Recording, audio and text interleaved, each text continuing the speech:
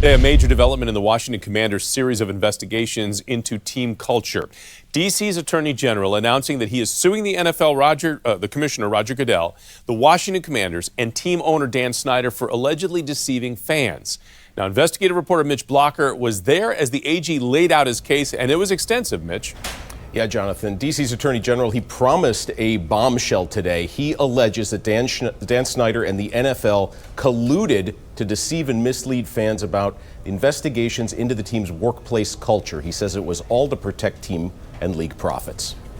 A year into his investigation, D.C.'s Attorney General filed a civil lawsuit saying he has to protect D.C. consumers from their football team. For years, the team and its owner have caused very real and very serious harm and then lied about it to dodge accountability. The AG says his office reviewed thousands of documents, including emails showing the Commanders and NFL colluded and concealed what they knew about team management and ownership conduct. All of that deception was done to protect their profits. In February, 6 former team staffers told Congress about sexual harassment and a toxic workplace encouraged by management. I learned how to discreetly remove a man's unwanted hand from my thigh at a crowded dinner table at a busy restaurant to avoid a scene. Former cheerleader and marketing coordinator Tiffany Johnston said that hand belonged to team owner Daniel Snyder. Snyder denies the allegation.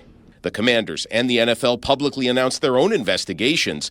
The AG says Daniel Snyder had final say on what was made public. Mr. Snyder exerted a high level of personal control over everything the Commanders did. The civil lawsuit names the Commanders, its owner, the NFL, and its commissioner, alleging they made a series of public statements to convince district consumers that this dysfunctional and misogynistic conduct was limited and that they were fully cooperating with an independent investigation.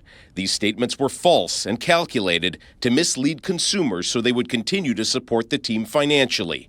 In a statement, the Washington Commanders responded, saying in part, Dan and Tanya Snyder acknowledged that an unacceptable workplace culture had existed within their organization for several years, and they have apologized many times for allowing that to happen. We agree with AG Racine on one thing: the public needs to know the truth.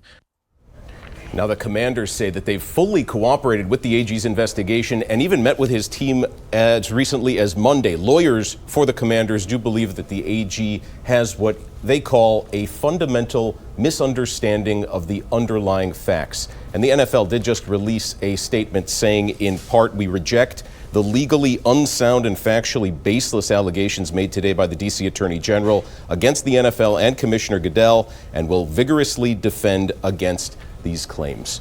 At the Alert Desk, I'm Mitch Blocker, 7 News. Allison, back to you.